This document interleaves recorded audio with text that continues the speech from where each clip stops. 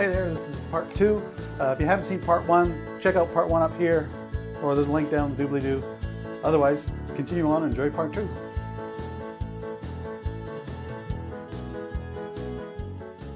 So back down in the garage, it was time to do the initial paint pour, where the paint's actually pouring from the cans up here into the trough. So I didn't actually pour it into the trough, just took one can like this, just opened it, just held it up, positioned roughly over here, and just poured. Set up the camera to take a picture every 5 seconds. Just poured, tried to vary how much I tipped so the amount of paint coming out sometimes thicker and thinner, just to add some randomness to the whole thing. Then took those pictures up into Photoshop and tried to cut out the paint and put it into the bucket, see how it looked. So once I had this up in Photoshop, I think the picture worked out well. Cut out the paint, paste it in, and then do a little bit of masking to get it to fit into the can just right. However, I quickly realized that that would work for a similar position of can, but if the perspective changes as that can or speakers move further away from the camera. So I realized I'm going to have to go back in the garage and take a couple more positions of pouring the paint. So back in the garage, set up the cameras, take a picture about every 5 seconds. I had to limit it to 5 seconds. I would have preferred to do it every 2 or 3 seconds, but my flashes couldn't keep up. So better equipment, I would have been able to take more pictures. So I already taken pictures here, moved the bucket over here, did a pour, swapped the cans around, did another pour, and then did it again further on. Actually, I think it was probably right about here. You could probably tell by the paint on the garage floor. One thing to take note is whenever I was taking pictures for the compilation, I wanted the whole thing to be roughly in focus. Roughly. I wanted everything in the image to be in focus, clearly in focus. So I was using, I think, around f5.6. So I knew if I focused over here, poured paint over here, this wouldn't be in sharp focus. So every time I did something, I would make sure I moved the focus spot to the subject, do the pour. This is the part I was going to be cutting out. So this is the part I wanted to have in focus.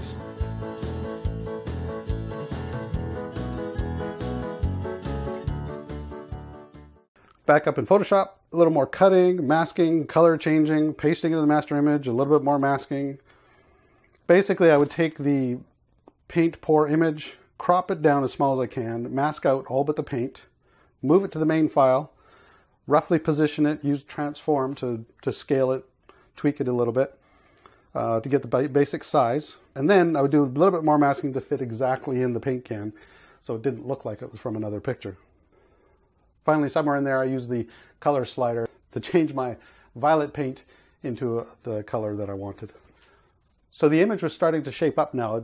I kind of liked how things were going. I was getting a little bit excited.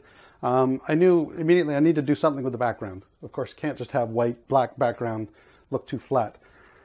I had some pictures that I took of a brick wall in Seattle, trip to Seattle years ago, probably about 5 years ago. I remember taking the picture. We were waiting, I think, for dinner or something, and at the restaurant there was this rough brick wall that I really liked, so I got the camera out and I was taking a picture of that. I remember my wife looking at me rather strangely, yet again, taking a picture of bricks? Really? Yeah, well, who's laughing now, huh? This is a perfect background. In fact, it wasn't the only brick picture I had. I had another one. I don't even remember where I got this one from. Maybe this one might have been on the side of a school downtown Vancouver. Anyways, I liked the rough brick better. The only problem was there weren't enough bricks. The image wasn't big enough. So I took that image, I mirrored it horizontally, mirrored it vertically, used the clone stamp tool and or the healing brush to fix the edges where you've mirrored it. It's really obvious, to fix any glitches and whatnot. This gave me even bigger background. You can still see a bit of a pattern when you look at this image, but because it's in the background and I was going to darken it down or whatever, I don't think it's noticeable in the final image.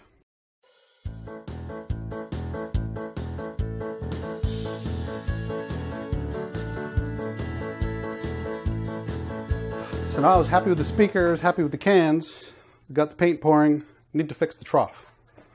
So the one element I had to add, see if I can find it, I had to add the little pipes. And in fact, I only ever had one pipe.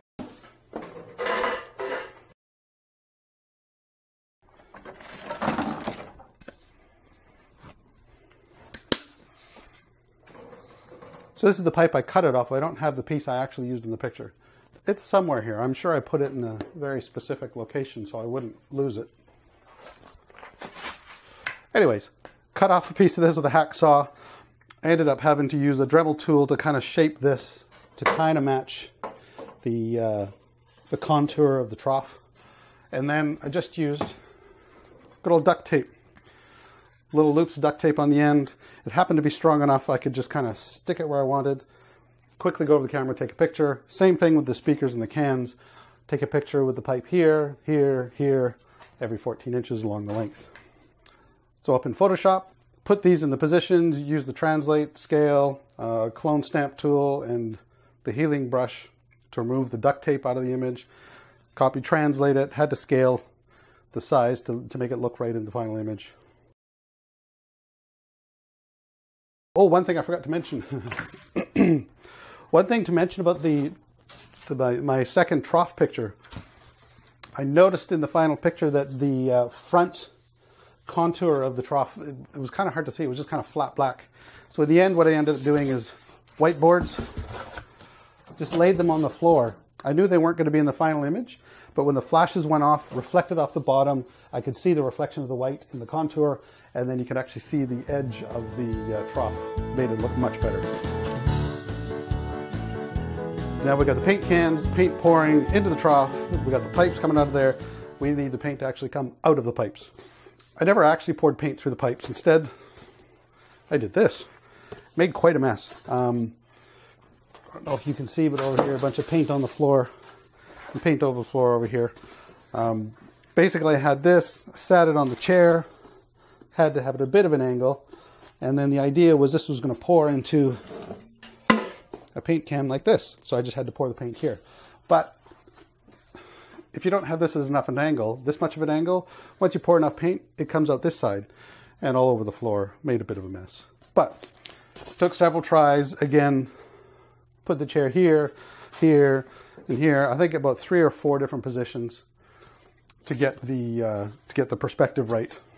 And then just like the paint pouring at the top, cut it out, Photoshop, paste it in the right place. Actually, one thing I did do, I realized from the paint pouring at the top, when I was pouring this, I tried to have black poster board in behind it. So again, for cutting out, you need that dark background. Helped a lot.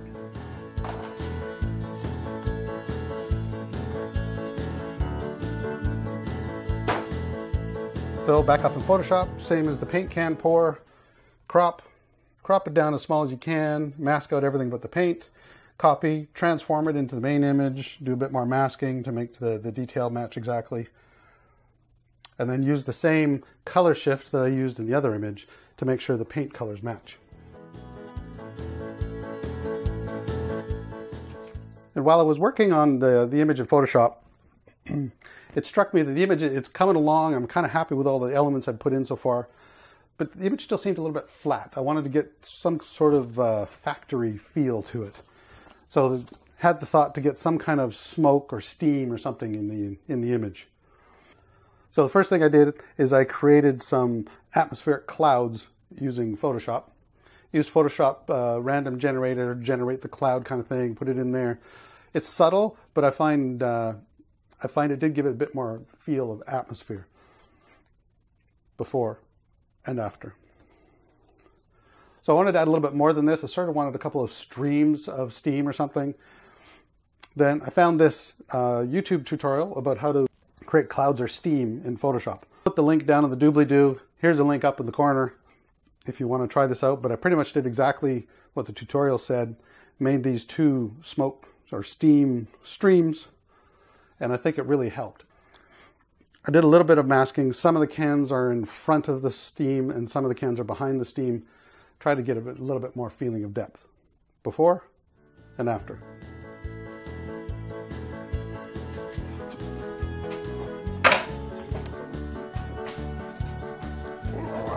There we go.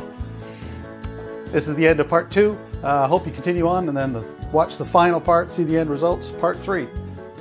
Link up here, I think, or link down here, or down in the doobly-doo. See you in part 3.